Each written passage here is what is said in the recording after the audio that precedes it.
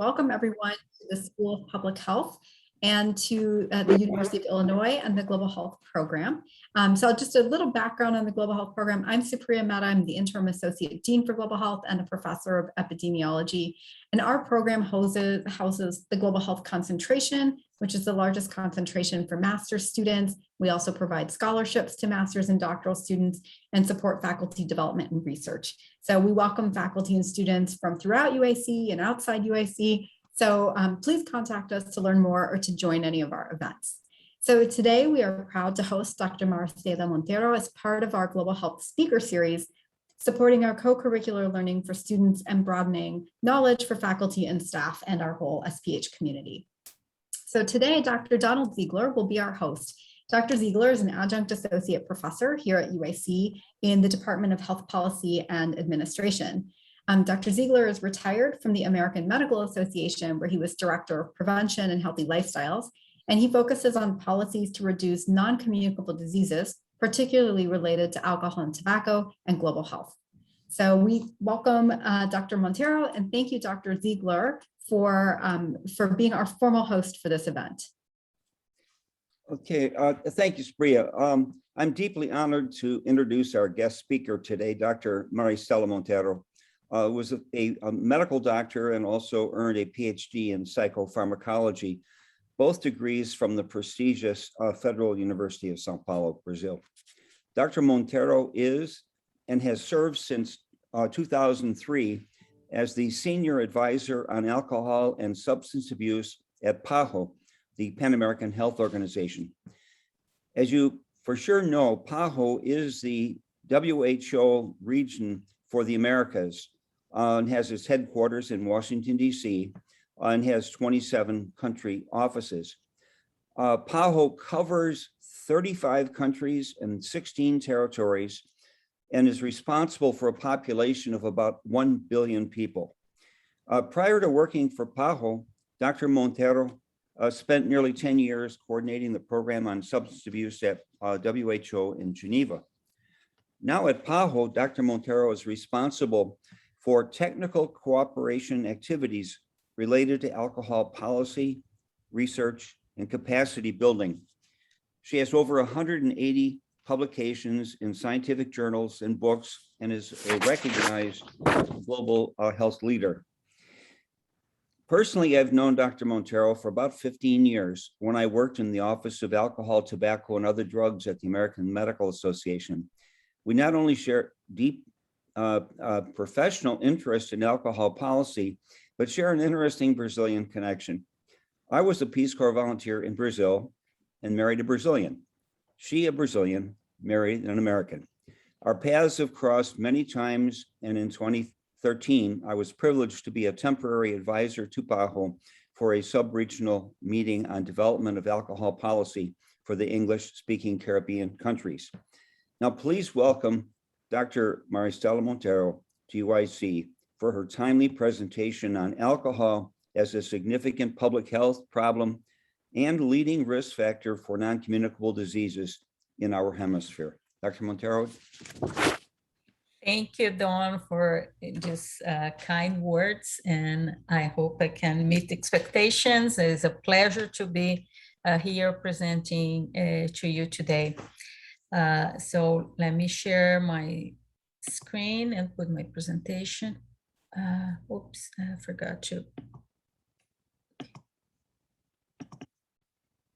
And I need to go to the first slide here. Okay, so everybody can see well and hear me, I suppose? Yeah. Okay. All right, so let me lower this too. So I'll be speaking to you a little bit about alcohol as a public health issue in the region, comparing with other regions of the world, and updating you on more recent policy developments globally and in the region. So just to back off a little bit and remind for people who are not familiar with how alcohol impacts health, alcohol is linked to over 230 different ICD-10 codes, so meaning conditions, diseases, or injuries that affect humans. And that relationship varies from 100% to a very small percentage, meaning that when it's 100%, obviously, no other reason could justify that diagnosis. This is usually the ICD-10 codes that have the word alcohol in it, like alcoholic liver disease or alcoholic cardiomyopathy, or heart disease. So if he has the alcohol there, it is implied that nothing else could lead to that situation. So by definition is one, the correlation. And but we know many of the diseases that are related, and they're causally related to alcohol, but they are not fully accounted for by alcohol consumption. For example, suicides or violence or traffic injuries. We know that other factors play a role, and you have models that separate when you contribute, separate alcohol as being the additional factor that explain a certain percentage of those deaths, for example, or disabilities. So these help to explain why alcohol affects so many people and not necessarily killing as much as tobacco, but causing a lot of harms and effects on the overall health of individuals and also public health. The harms also affect non-drinkers or other people than the drinkers.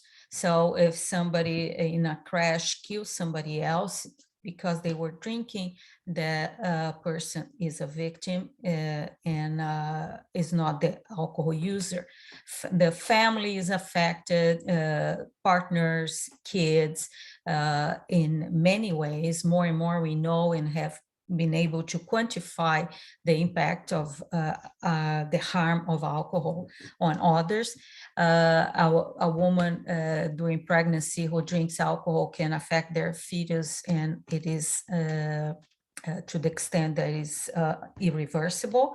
And also alcohol affects the economies of the drinker, of the family of that drinker, but also the economy of countries. Loss of productivity is one example, also to businesses because of absenteeism or presenteeism, as we say, people who go and are not productive because they have alcohol problems. And many of these problems, disease to the individual or to society, they are not necessarily coming from people who are dependent on alcohol. This is very important because many people drink in many societies, and they can have an acute intoxication and get an injury or die even, and that doesn't mean that they had prior to that an alcohol problem, or it was just because of their acute intoxication. And sometimes it can be just one drink. If a young person first time trying alcohol with a small body, that can be very damaging. They can get in coma and eventually die. There are many, thousands of young people who die every year in emergency rooms because of acute alcohol intoxication or alcohol poisoning. So in terms of NCDs, it's important and less known that alcohol is a cancer-producing agent, is carcinogen, and that relationship doesn't have any level of alcohol use that is protective. Like we hear a lot for heart disease. And also the relationship is linear, and it goes up with every average 1 drink of alcohol per day that a person drinks. And one less known effect is being disseminated a lot, is the alcohol and breast cancer in women. Also, for every drink added to a daily average consumption, the risk increases by 11%. Alcohol and dementia is another relatively new link that we knew before from alcohol per se in high doses, in chronic cases, people with especially undernourished, that they could develop alcoholic dementia. But now, more recent evidence show that people who drink moderately over time, they have a higher risk to have early onset of dementia. And this has been the result of studies done in France with very large populations, like 50,000 or more people participating. And this is quite important to know, and is now going to be used. The information is strong enough from several studies and will be incorporated eventually in the global burden of disease assessments. So based on the evidence available today, it is safe to say, I would say, that alcohol is not a healthy product. There is no level of alcohol consumption that is absolutely without any risk to the individual, particularly because of this relationship with cancer. And so the idea that you can improve your health by drinking is a myth. And it's important, I think, to dismantle that myth. And we know that the alcohol industry has an interest in selling alcohol and for consumption. And therefore, they context a lot of the evidence that we know and confuse the consumer, the user, the general public into believing that just drinking now and then it's okay, and it's if you drink too much but compensate the other day, it's okay, and all sorts of ideas that people incorporated into the social norm, including that alcohol can be good for you. In economic terms, there is growing evidence, still a lot that needs to be generated in low and middle income countries, but there is evidence that the economic costs of alcohol to society are tremendous, varying to, as you can see here, 3%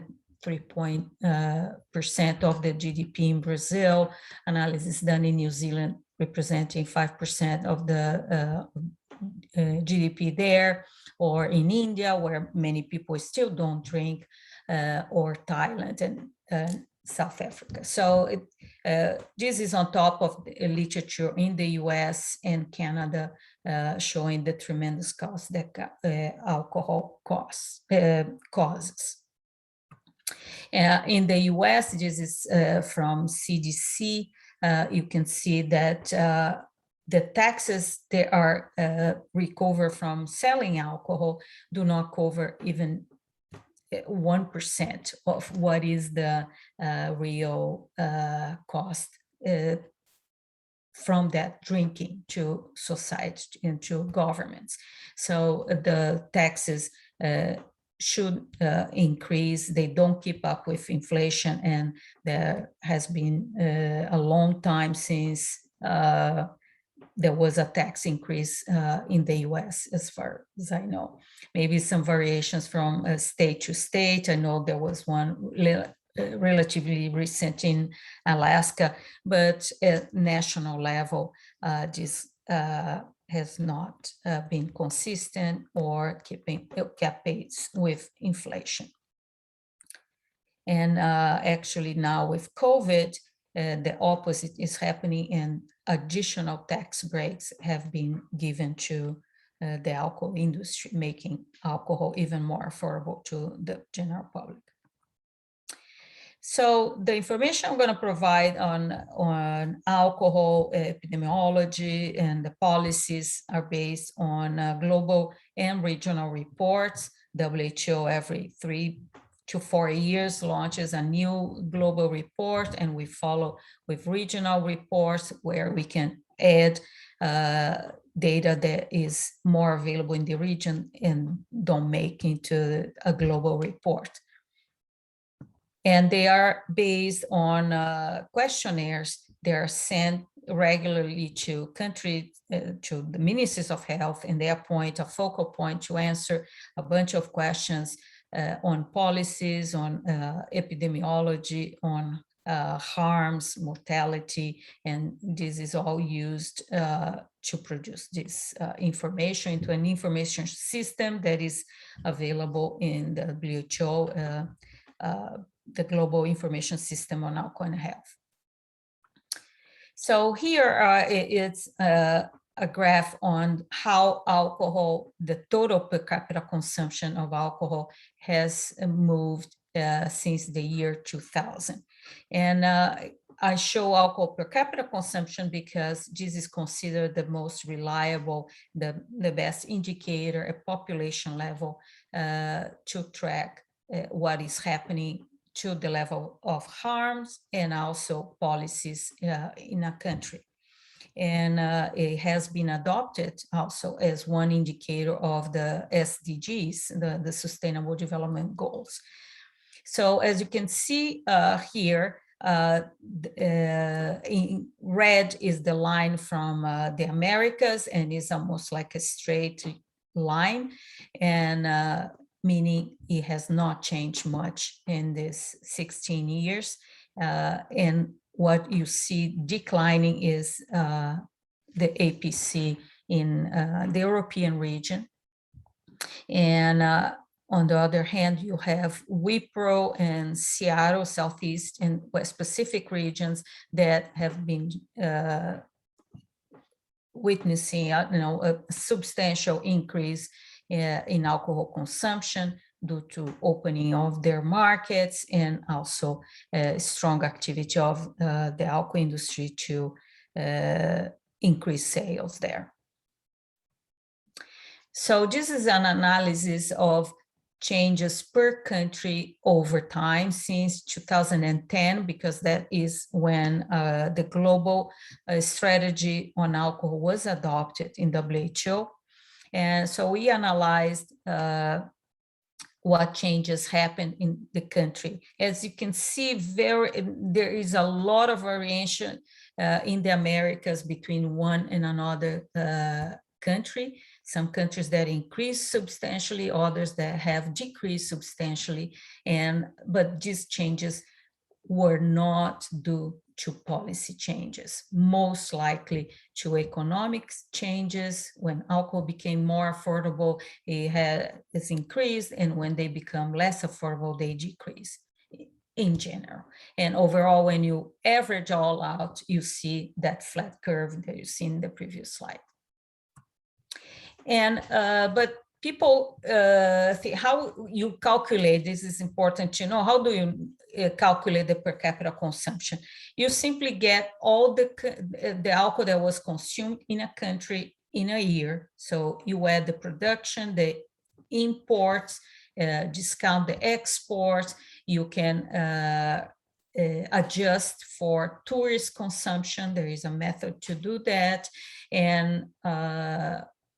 And also estimate how much alcohol doesn't pay any taxes, is not registered and can be illicit or smuggled or homemade.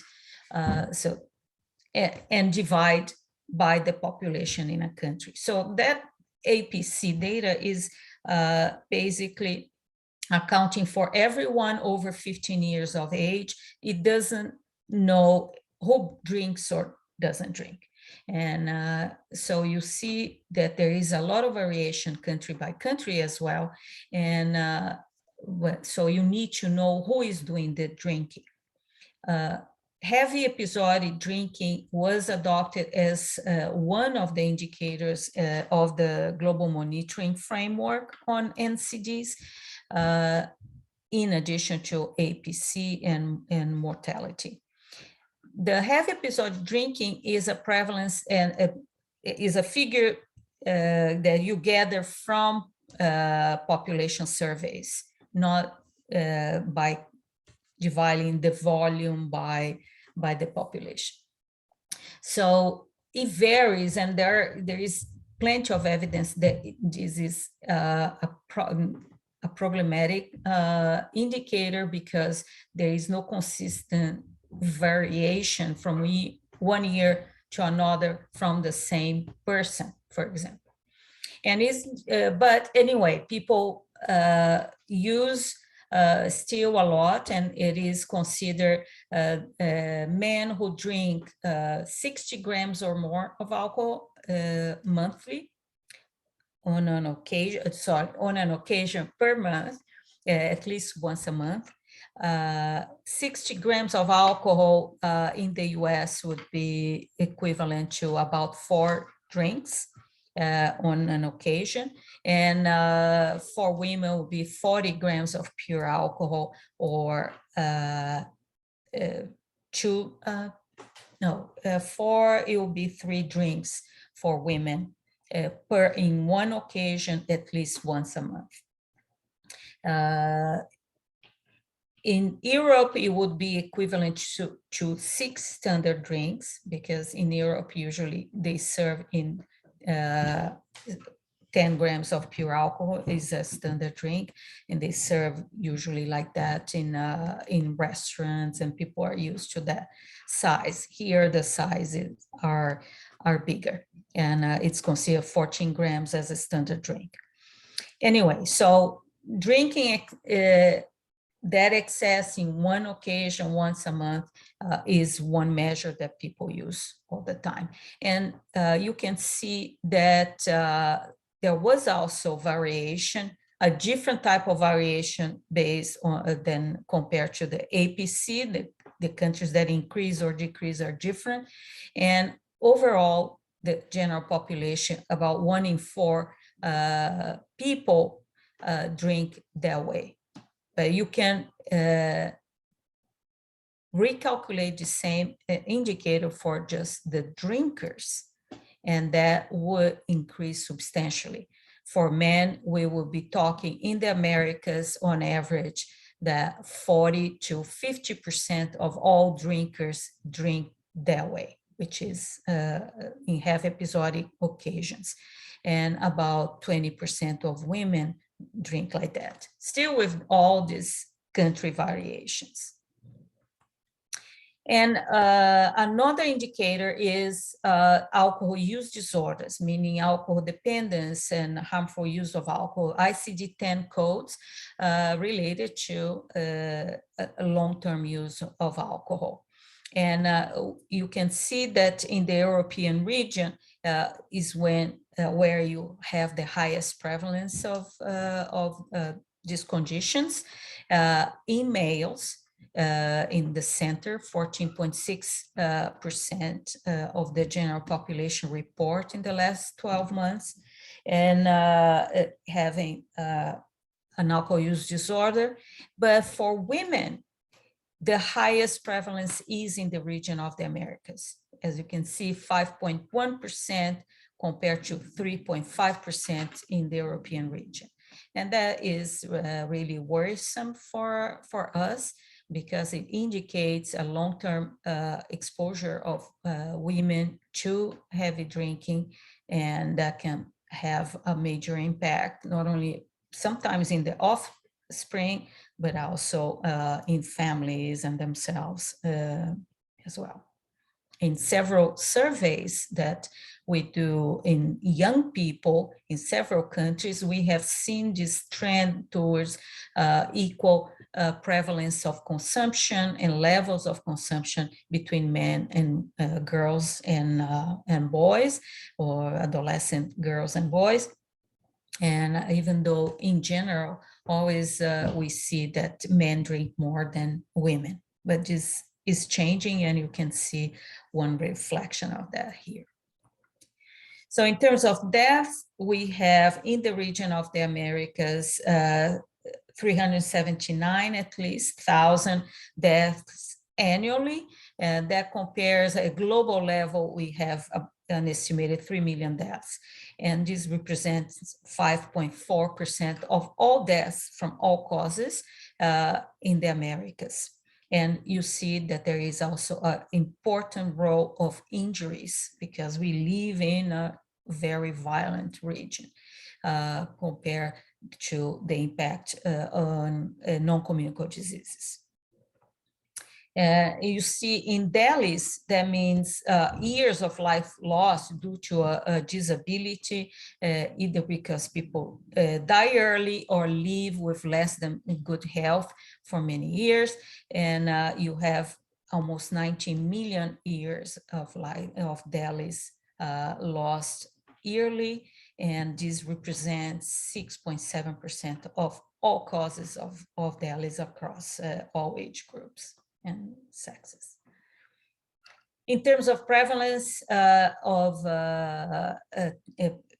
prevalence and treatment is another for mental disorders in the Americas. Is important also to see how among all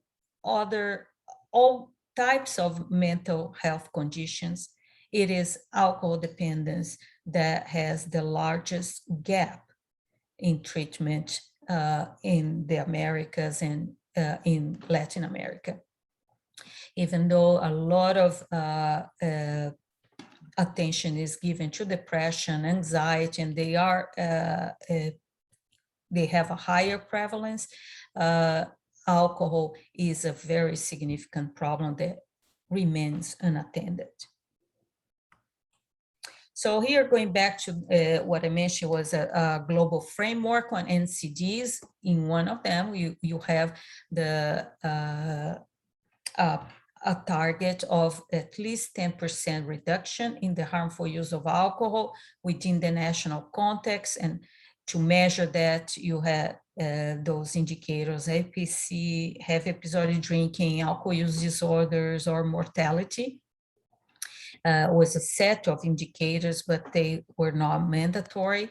And even those 10% were not achieved in the Americas. And they are unlikely to be achieved in the Americas until the year 2025. And as I said, for the Sustainable Development Goals, together with other drugs, we had alcohol reflected with one indicator, the per capita consumption of alcohol in the indicator 3.5 that relates to prevention, treatment, but this was a tweak, more or less, that was used to include alcohol and give more visibility to alcohol. And as you see, it's not coverage of treatment, but is specifically per capita consumption of alcohol that is the indicator for harmful use. But alcohol also relates to several other target indicators and influence sustainable development, because it affects economies, it affects poverty levels, gender equality, education, clean water and sanitation. There are several of these targets that are impacted by alcohol, and actually only when you see global burden of disease is one part, but this global assessment of the influence of alcohol has not been done yet. And it gives a false impression that the problem is not so relevant. It is all the time mentioned alcohol as part of NCDs, as a risk factor for NCDs, but it's there in many other areas, particularly, road injuries, for example, with many fatalities. Sexual assault is another one. And you see, many people don't know, but alcohol, the production of alcohol also causes a lot of waste of clean water that should be free and accessible to everyone. And it is already in shortage in many places. For 1 liter of beer, you need 298 liters of pure water. And for wine, it goes up to almost 800 liters of clean water that you need. So those fields in California that have been growing grapes for generations, they actually contribute to drying the soil and some of the drought that we see today. So what can be done to reduce alcohol consumption? And these are, it is like considered the Bible on alcohol policy. A 3rd edition will be released early next year, about March probably, of Alcohol an Ordinary Commodity. What we did in PAHO was to translate into Spanish the 2nd edition and distribute it for free and create courses and teach about the evidence available in the book, where they review all the evidence on what works. And here is a snapshot for someone who only have 2 minutes of their attention to alcohol policy. How does the policy relates to the health outcomes? And it is, I prepared, this is only myself who have been using that over the years. It is obvious that you need alcohol to consume it. So we start at the left side on the availability of products is obviously important, and that will lead some people to try it and from there to move on to regularly use it, and some will exceed the consumption, maybe, and some will have acute problems or the chronic problems. It is a logical, and some may die from it, is a logical path and not only linear. It can be from one to the other, jumping one sometimes. And you can have public policies acting in each of these paths, so to say, or these areas. And on availability of alcohol, you can have the physical, economic, or social availability, and meaning where you can buy, how much you pay for it, and how it is promoted to you. You can have educational approaches to teach people, convince them not to consume or to delay consumption. You can have policies in bars, restaurants, or places that sell alcohol to avoid people buying too much or becoming violent when they drink to excess, or preventing them to do that. And you can have health services interventions to identify people, what are the risks, or how much they consume, and try to prevent them from moving to becoming addicted, or referring them to treatment. And you also have drink and driving policies, countermeasures.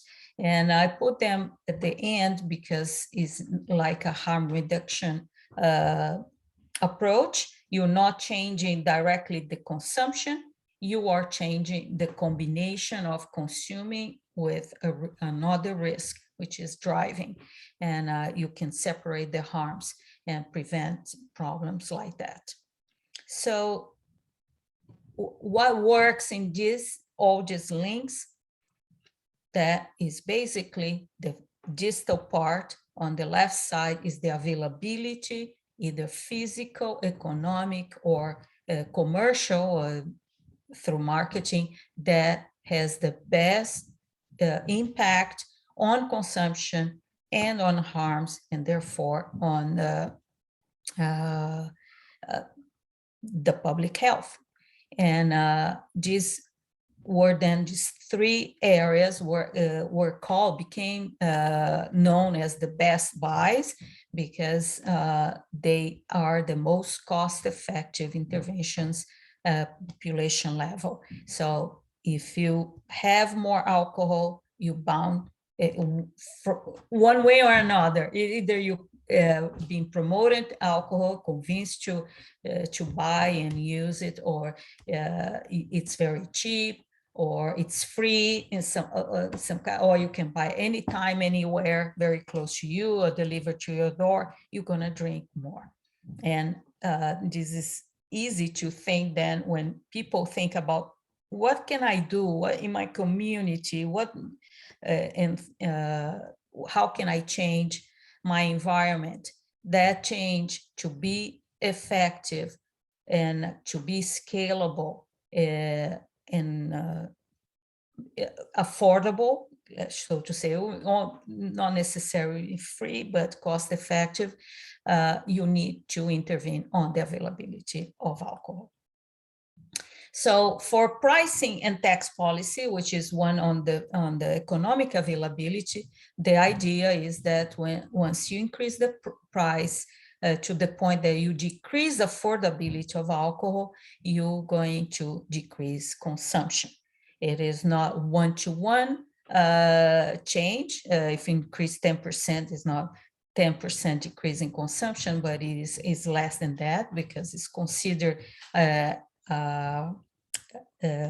inelastic product. But it is through taxation policies that you can change the prices and the affordability. And excise taxes, specific taxes that are adjusted for inflation and can keep up with inflation, are among the best options. And minimum pricing per unit of alcohol also is a very good policy that has been more and more implemented in several countries and jurisdictions. Here are examples of how the impact of alcohol on the harms, and this is on alcohol traffic fatalities. There have been updates to this graph, and they continue to look just the same. So when the price increases, the crashes decreases, and the other way around.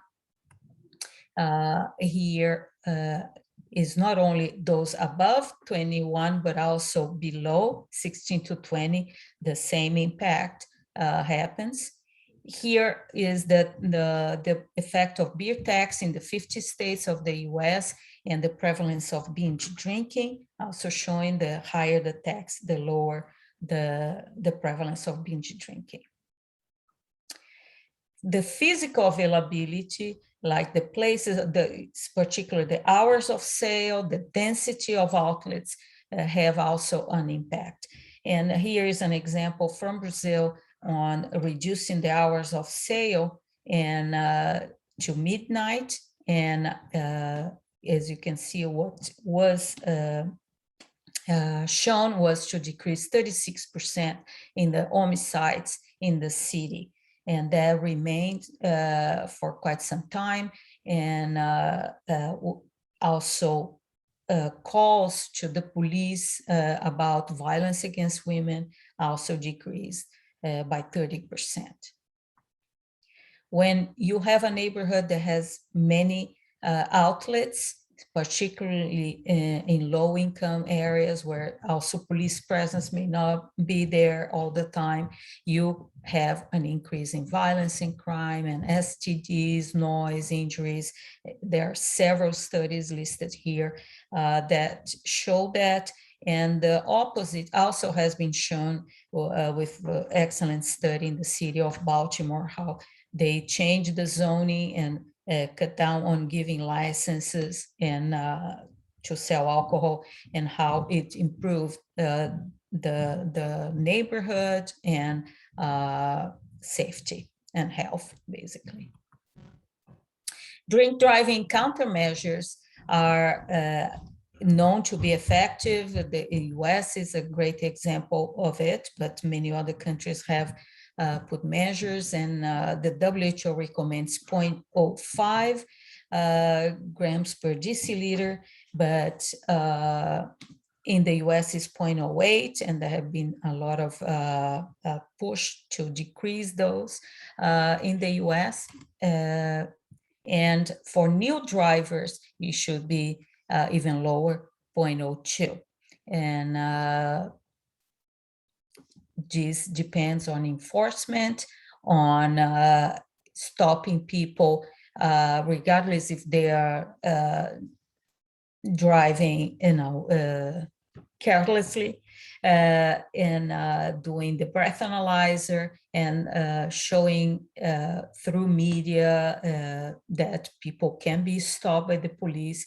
These are very important to make those laws effective. It's not just on paper, but there needs to be enforcement, visible, regular, systematic, to in a way convince people that, well, it can happen to me, so I'm not going to do that. Here with is the effect of the law of the 21 in the US, and you can see how alcohol-related crashes in particular were decreased with the passing of the law, to try to separate again the time of when young people are beginning or scaling up their drinking, but also learning to drive. And these are two very dangerous behaviors that, once mixed, is a fatality, and that is the first cause of death in young people in the US and many other countries. And now on alcohol marketing, and by marketing, I mean advertising, sponsorship, and promotions, including price promotions, happy hours, free samples, and everything else that is trying to sell an alcohol product. And alcohol marketing now has been shown to have a causal link to initiation of drinking, to escalation of drinking in young people into more heavy drinking, or the binge drinking that we know, and that also exposes them to higher chances to develop alcohol dependence. And marketing is an area that is very poorly regulated, and especially more recently with cross-border marketing, digital marketing, it has exponentially increased, and yet we don't have effective measures to control that. They're needed at global level, and only a few countries have been able to control that exposure of especially young people to marketing. So I'm going to give quickly I'm already past my time here, but some photos from Latin America, from where the controls are very different than from the US. So availability is almost like which one you're talking about. It is everywhere, literally.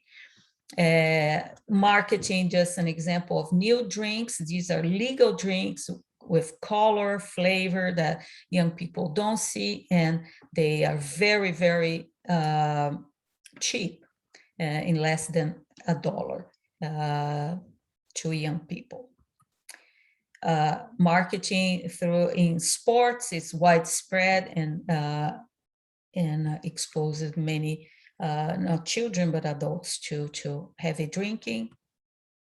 And many companies have self-regulatory codes that they are known to violate systematically. These are all examples of companies that have codes and they that say that they wouldn't do ads like that, but they do. With example, with breast cancer is another one that alcohol causes breast cancer, but it sponsors the the awareness campaigns for preventing breast cancer. They launch wines, pink wine, and now there are even campaigns that don't pink wash me or not my breasts or something. There are some advocacy campaigns trying to disconnect alcohol promotion from breast cancer prevention. The warning labels also have a potential to inform the consumer about what is that they are drinking. Is the only product nowadays that have nothing that shows that, and they should have warnings on the dangers of alcohol or what it can cause to people, the number of standard drinks. Nothing like that really exists. And here are some examples, and the size of the pictograms or icons used are minimal. And in some, the more you peel the label, the more chances you have to get a TV or a trip somewhere. And in terms of services, a lot of emphasis have been over the years given to treating people with alcohol dependence, but they are the tip of the iceberg. They are the most severe cases, and we need to be moving towards getting people, many more people that drink excessively now and then and can put themselves at risk if they continue to do that, to develop dependence and have a more preventative approach. The global strategy has 10 areas of action. Oh, sorry, I'm trying to accelerate here. And that include the 3 best buys. And more recently, WHO launched an initiative called SAFER, for the acronym of the 5 areas that have the best chances to decrease the problem, and the 3 best buys plus brief interventions and drink driving countermeasures. And that requires countries to implement, develop a plan, have a coordinating mechanism, and also prevent the policy from the influence of the alcohol industry. The regional situation is very poor in terms of implementation of plans or any of these restrictions that I talked about. Of the 35 countries, you can see these numbers are very low. And in some cases, like in brief interventions, we don't know even how much exists in a country level. And the elephant in the room is really the producers of the commodity, the alcohol industry. There is a publication that documents this in our region really well from the NCD Alliance. And what you can see from several studies now is how the narratives of the alcohol industry is really very similar to the tobacco, ultra-processed or sugary industries, sugary beverage industries, and they have a set of goals that do not lead to any change. Actually, they want to be part of the problem, but with campaigns or efforts that do not lead to a reduction in consumption. Here, IRD is now one of the leading companies or organizations that represent many companies worldwide, and they've been lobbying with governments everywhere on their role into decreasing harmful use of alcohol. Where is the conflict? The conflict of interest is just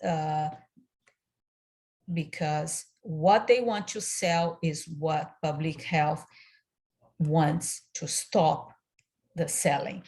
The consumption is the necessary, it is not only an attribute to a few that have problems, but it is the way people drink in all levels. So you need to decrease the consumption overall to obtain benefits.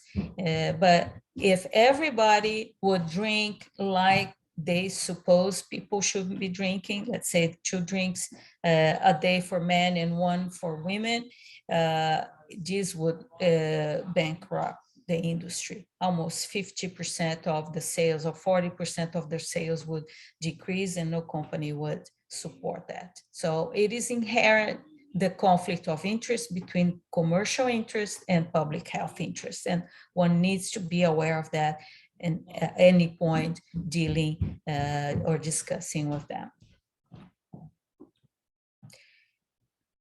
And these are some of the companies that are, they lobby for the industry, they are paid by the industry and publish a lot of information on alcohol, always contesting, denying, distorting, or distracting attention from policy measures that work. And the tactics are, like I say, are very similar to other industries. And they fund bias studies, they pay politicians, they influence and threaten to enter a lawsuit and legal challenges, or after that to delay implementation of policies. During COVID, they continued corporate social responsibilities widespread in many countries, and that gave them a a face of good citizens, helping with hand sanitizers or things like that. But actually, what they want is to sell alcohol. And as you probably seen, some states or countries offering free beer for those who would get vaccinated. The NCD Alliance again began to compile and continue to compile examples of how the industry is acting in countries, especially low and middle income countries. Well, of course, you need to counteract that with a strong governance, with transparent processes, with separating consultation with the industry from those of other sectors of society, and having a public health goal in a policy that is very clear across sectors. Otherwise, this would not work. Just to finalize, we have several virtual courses that are free. They're all for self-learning. The last 2 on SAFER and on calculating per capita consumption will be released in the hopefully in 2 weeks. And I ask you can consult the PAHO webpage, including for the launching of Sophia. Of Paola, the digital health specialist that we produce. Thank you very much.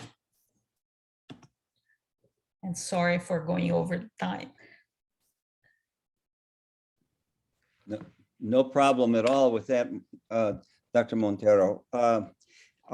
Do we have any questions? I'd like to ask a question. So first of all, thank you very much for your informative presentation. We really appreciate you being with us today. I'm just curious, you mentioned on the last slide, one of the challenges is the illicit market, alcohol market. And so I'm wondering if you could speak just a little bit about the impacts of the illicit market, be it counterfeit or artisanal, or the smuggling of ethanol imports, on this situation, and if PAHO is doing anything, I'm not sure, to combat this challenge. Well, the challenge varies from country to country.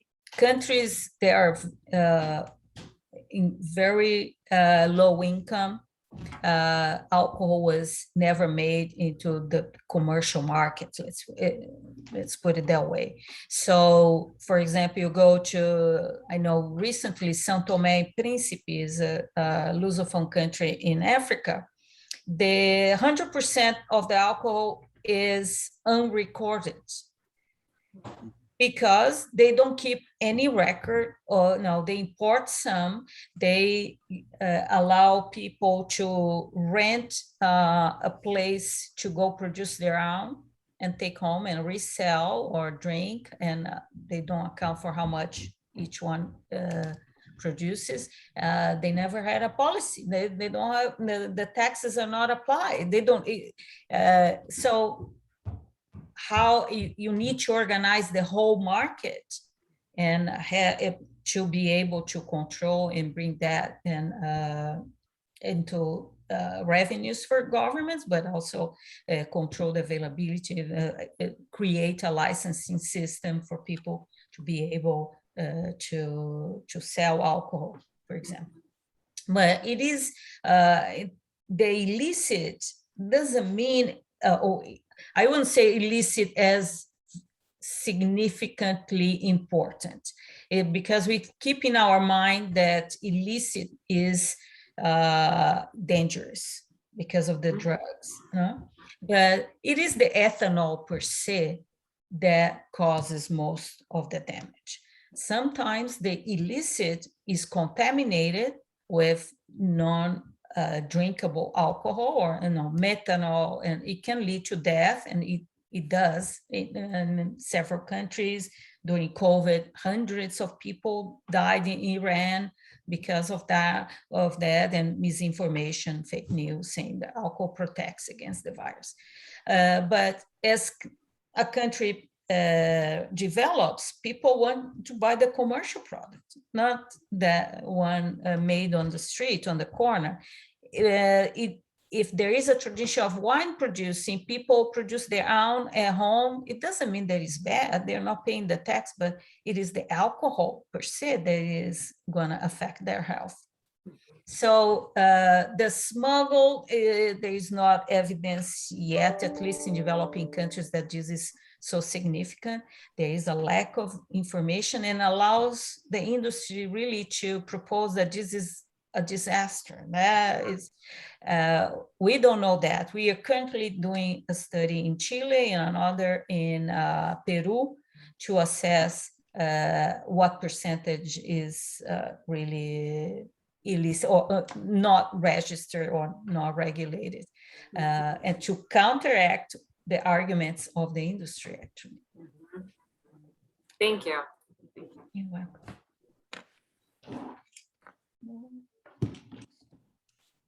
Hi, Dr. Monteiro. Thank you again for a terrific presentation.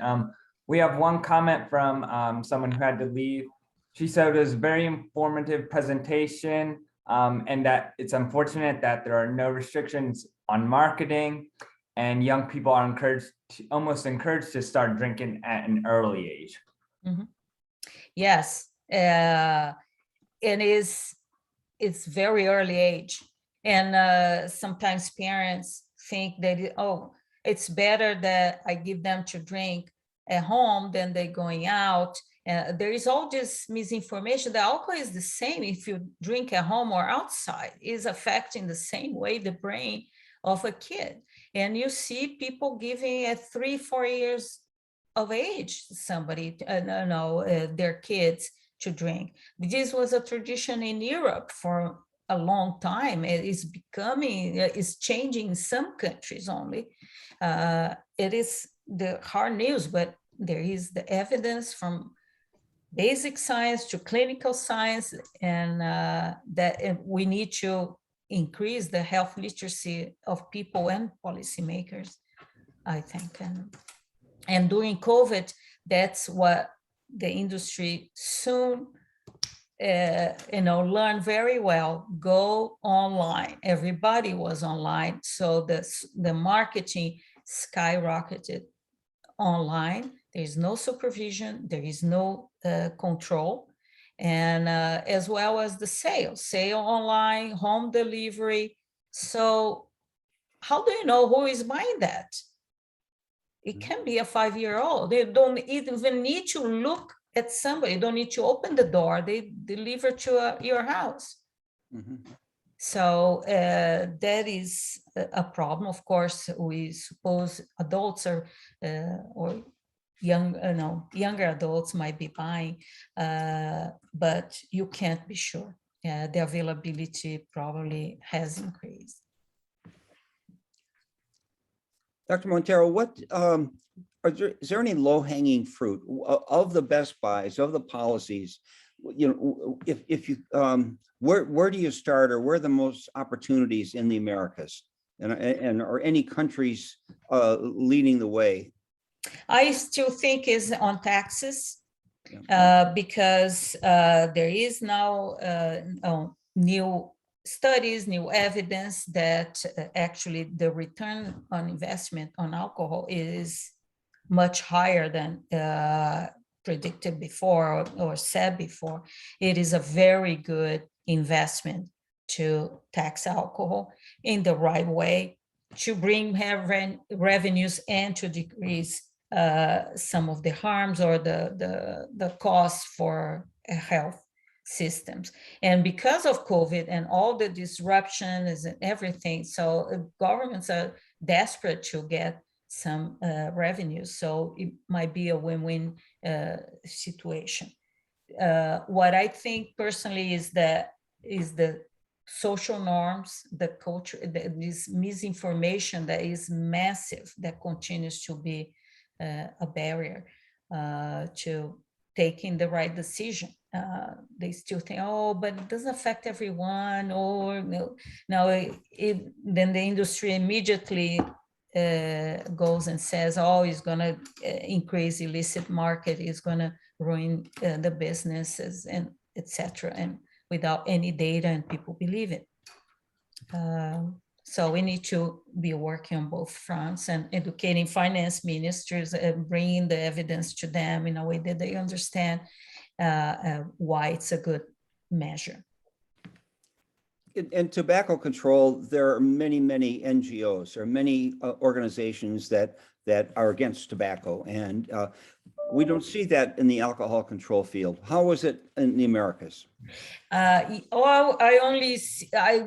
I agree, and I think in the last, I would say 2-3 years is when, because of merging and working together out of solidarity with the NGOs from tobacco, alcohol began to have more visibility, and there is more talk around it. In Latin America, there is a group, still it is small, but growing, very vocal, that needs to be supported, and we hope we will continue to support them out of the NCD Alliance and NCD Healthy, in the Healthy Caribbean Coalition. I mean, they're growing. I see more now than 10 years ago, for sure. Okay, with respect, Keith, did you have a question? Yeah, so it looks like we have one final question, and then we're gonna end the event for today. And then I'm gonna put Dr. Monteiro's email in the chat if you have any further questions. And so this question was following up on the younger children question. Would it be better to launch education campaigns on effective alcohol use at a younger age, or in a different phase of someone's adult life, knowing that younger adults tend to drink alcohol in higher quantities? Well, there is, I would never recommend start drinking before the 20s. There is plenty of evidence that it does affect your brain development, affects your cognitive skills, abilities, and performance at work and in school, for sure. Now, it is a debate, and whether you should promote to anyone to drink. I can accept that it's part of some societies, it's too old, a tradition to drink because of wine or spirits or whatever it is. You cannot prohibit. But that is different from recommending people to drink. People need to know that the less they drink, the better they are. That is a fact. There is no, you wouldn't ask somebody who never drink to start drinking to prevent their heart disease 40 years later. That is insane to me, because alcohol is a psychoactive substance, is reinforcing, and you can never know if that person will increase or keep drinking and 1 spoon of alcohol a day, because it's less than a drink that can be protective. 5 grams of alcohol a day, and you need free alcohol drinking days, and never exceed. There's so many ifs, and if you're taking medication, you shouldn't combine. If you're pregnant, you shouldn't. If you drive, you shouldn't. So how many opportunities are left? And this idea that it is a remedy for everything. If you're stressed, if you're depressed, these are all learned norms, and they were shaped by those who have an interest in selling alcohol and not science. Okay, we want to respect your time, Dr. Monteiro, and your contribution. This is being recorded, and there are many who couldn't participate today that will be able to see it. We're going to be sharing it, and we've already advertised the presentation another week or two on the AI and the tell me, Paola, Yes. Paola. Okay. Paola, we had, for legal reasons, to bring together the logo of the organization with a proper name. Otherwise, there could be a lawsuit. But Paola will be, and she may be asked anything. Like I just presented, she will be able to answer what is a standard drink, what is moderate drinking. She may laugh and say, "Oh, this was the alcohol industry who created that to sell alcohol." Pretty smart. Yes, she is very smart. All right. Well, thank you, Dr. Monteiro. It's a joy. Good to see you. And thank you for taking your time. And okay. Anything else, Keith? No. Okay. No, everyone, thank you very much for coming today. And as Dr. Ziegler said before, we will post this on our UIC Global Health website in a few short days. All right. Thank you so much. Thank you. Thank you. Thank you, everyone. Have a good evening. Bye-bye. Ciao. Passa bem. Yeah. Thank you.